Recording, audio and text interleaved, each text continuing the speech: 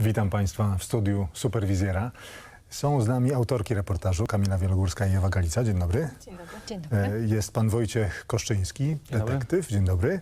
I pan Dariusz Korneluk, prokurator ze Stowarzyszenia Lex Super Omnia. Dzień dobry. Dzień dobry. Pamięta pan ten moment, kiedy powiedział pan bingo, mamy ją, trzymam. Kiedy wiedziałem, że są zatrzymani, już to poczułem taką ulgę tak naprawdę, że udało się, że te wszystkie nasze działania i w końcówce wspólnie z TVN, kiedy mieliśmy okazję śledzić tą całą sytuację, to dopiero poczułem tak naprawdę ulgę, kiedy usłyszałem i dostałem informację od moich kolegów z Hiszpanii, że są zatrzymani.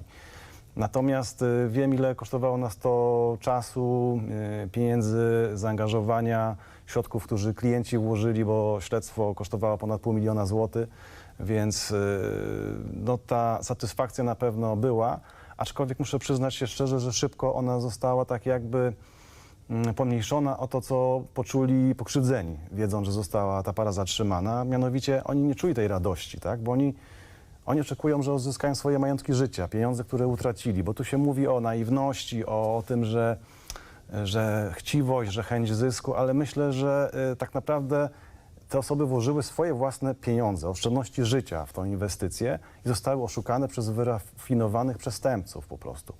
To jest mnóstwo błędów, które tutaj zaszły w trakcie tego śledztwa, dlatego że chociażby w europejskim nakazie zatrzymania był błąd, który jest bardzo istotnym błędem w nazwisku Michaela S. Powodowało to, że przy zwykłym legitymowaniu, wpisując dane, Nie wyskakiwało. Tak, więc o czym my tu mówimy? I informowane były służby o tym, nic z tym nie zrobiono. Co więcej, i śmieszne było w tym to, że po zatrzymaniu dalej te ich listy gończe, że tak powiem, były widoczne, tak? Więc ktoś mógł dalej próbować ich zatrzymać i doszło do absurdalnej sytuacji, gdzie zostali wypuszczeni. My wiedzieliśmy o tym, mieliśmy ich pod obserwacją, wiedzieliśmy, w którym lokalu przebywają, gdzie się znajdują. W każdej chwili mogli uciec. Prokuratura nie miała o tym zielonego pojęcia. Mieli mnóstwo czasu na przelewanie pieniędzy, przecież też mieli dostęp do komputera, to jest na naszych nagraniach. Mogli pozbyć się śladów, mogli zatrzeć. Mamy tutaj dwa systemy. Jeden system tego mozolnego budowania śledztwa, takiego niepodważalnego w sądzie, gdzie te cegiełki są z czasem dokładane, a z drugiej strony szybkie, skuteczne działanie ze strony detektywa.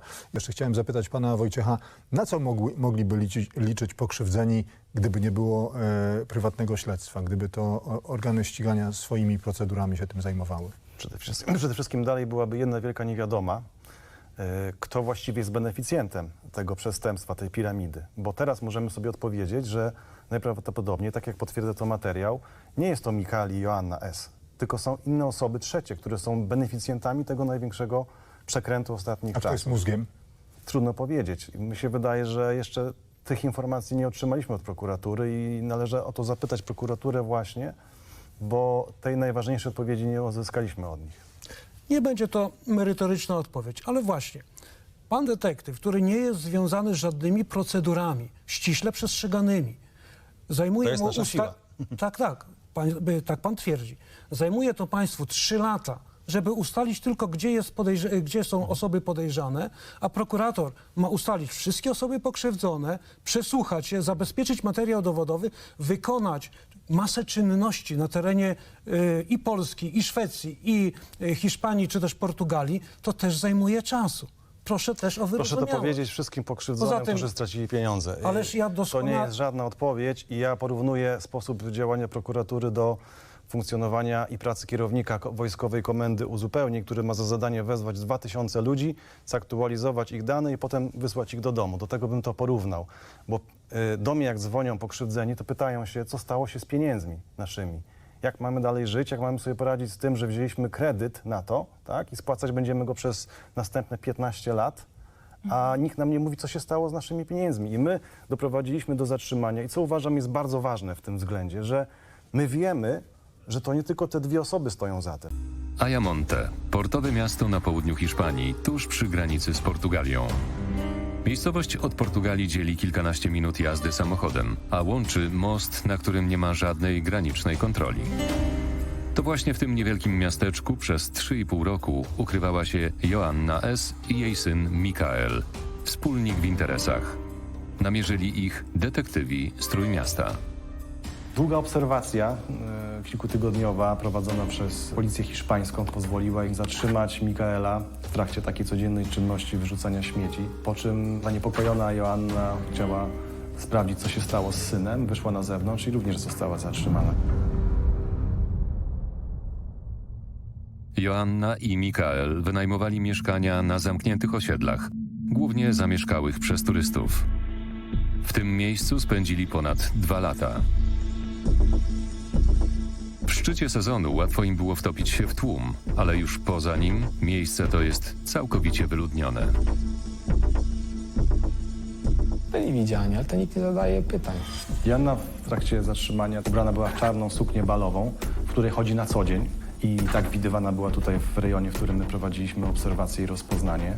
To jest rejon, który słynie między innymi z tego, że przyciąga osoby ukrywające się z Europy, z Wielkiej Brytanii, z Francji. Przez Brytyjczyków określany jest jako Costa del Crime. To są te okna, gdzie przebywali. No w tej chwili są w areszcie, ale to były ich ostatnie tutaj dni. Teraz jest ciemno, ale normalnie świeciło się zawsze światło, bo w nocy dosyć widoczne to było.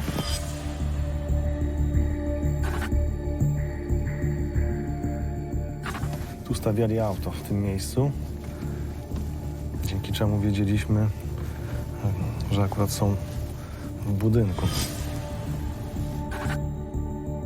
Miejsce, w którym się znaleźli na koniec teraz, pokazuje, że nie dysponowali takimi pieniędzmi, jakbyśmy się spodziewali, jak na piramidę, którą kierowali.